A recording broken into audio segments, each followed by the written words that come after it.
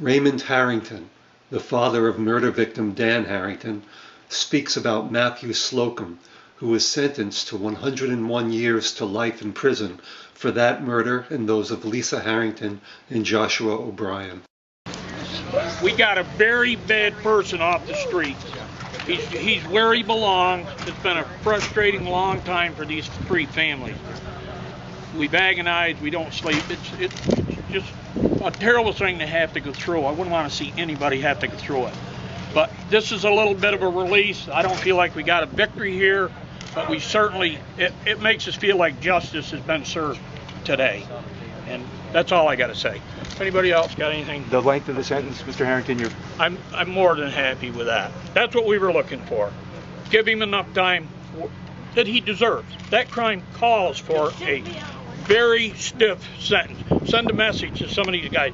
This guy is the kind of guy that ends up in a school shooting people, or he's the kind of guy that ends up in a mall shooting people. I don't know why nobody picked up these signs throughout his life, and maybe he could have saved these families from the frustration and hurt that we're going through. There's a guy that deserved the death penalty. It's this guy. What did you think when the defense attorney said they plan to appeal? Well, that's just common. We knew that. I mean, that's going to come down the road. We just hope the judicial system, sticks to its guns and this guy stays in prison so he can't hurt anybody else. There was a moment when Matthew Slocum began to cry. Do you think that was for real? He has no feelings. He does not. No, that was for Matthew. He's never shown much emotion. He's been a bully. He's been in trouble all his life. If he's crying, it's for himself. It ain't anything that he done.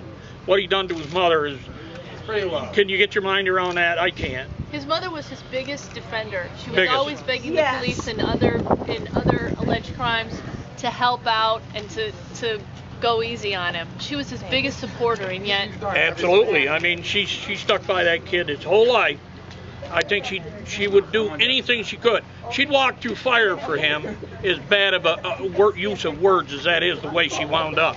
But there was no limit that she'd do for him. It wasn't love, the lack of love and family, that put him here. He had support, he had love, he had people that cared for him.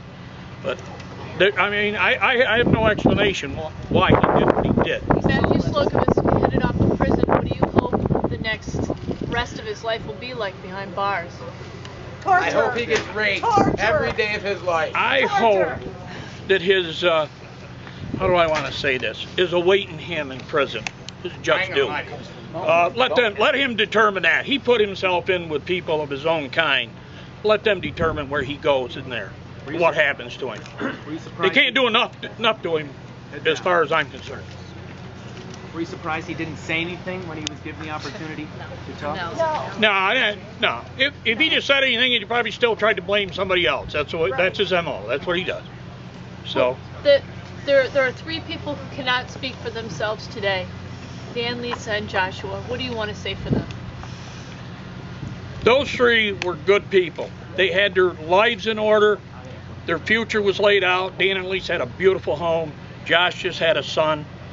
I don't know what you can say. It's a sad situation when their lives are cut short.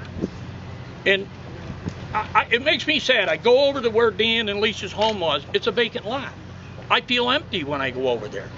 There's an empty feeling from it was such a lively place, a fun place to visit, nice people. We shot horseshoes there, we did a lot, and it's just sad to wind up like that.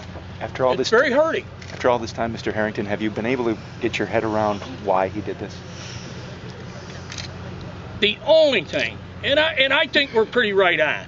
They were giving up on him. I think his mother came to a conclusion that he had to go. He was living there. He'd imposed himself for almost a year, and I think his mother and him were having some turmoil. He probably didn't care for my son because my son could keep him in order. He wouldn't let him be mean to the baby. He wouldn't let him be mean to his girlfriend.